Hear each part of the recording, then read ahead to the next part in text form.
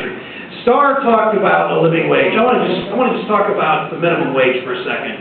And what the minimum wage, we know what these people in Washington, what these people in Columbus stand for. We know how wrong-headed they are, frankly, how immoral they've been, and morally reprehensible have been so many of their actions. But that symbolized most to me in the minimum wage. The minimum wage has been stuck at $5.15 an hour for 10 years in this country. $5.15 an hour.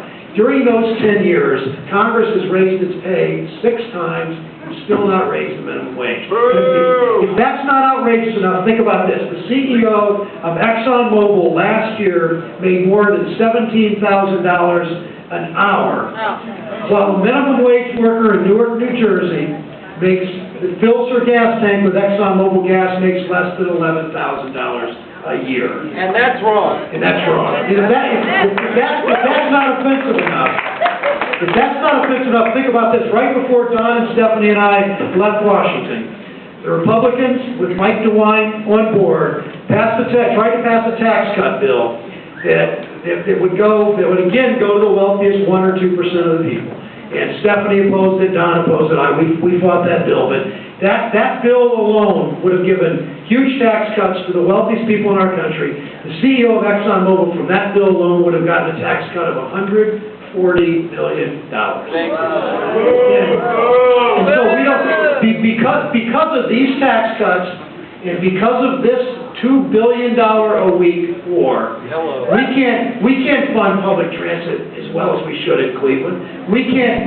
This crowd in Washington cuts community development block grants. It means so much to Councilman White's ward. It means so much to this whole city, east side, west side, everywhere. We can't fund No Child Left Behind. It's $42 billion underfunded. We're not funding LIHEAP programs for the elderly. We don't have the money to enforce environmental laws and worker safety laws and all the things that Don fights for in the Ed and Labor Committee. We have this crowd in Washington. They've betrayed our values. They've betrayed the middle class. They've betrayed the poor. And that's wrong.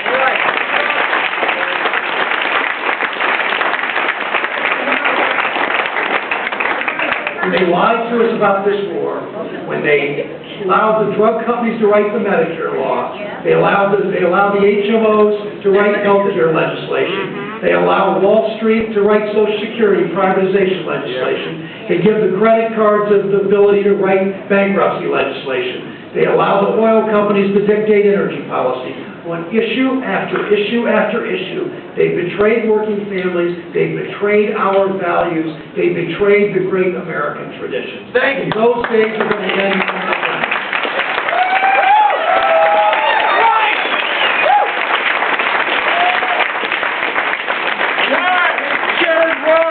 So what you're seeing everywhere now, I'm sure Starr, Starr's seeing this as she goes to other states. Don's seeing it. Stephanie, you see this everywhere. Republican candidates are desperate people now. You look what they're doing to Harold Ford in Tennessee.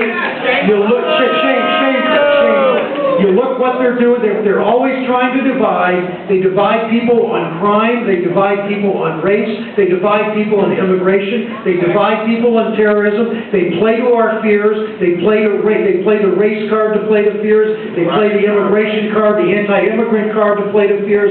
They try to scare people on terrorism on issue after issue after issue. That's the game they play. They're desperate. You should have seen, if you saw Mike DeWine in this debate today, he's a small-minded, desperate candidate who will do anything to hold on to his side.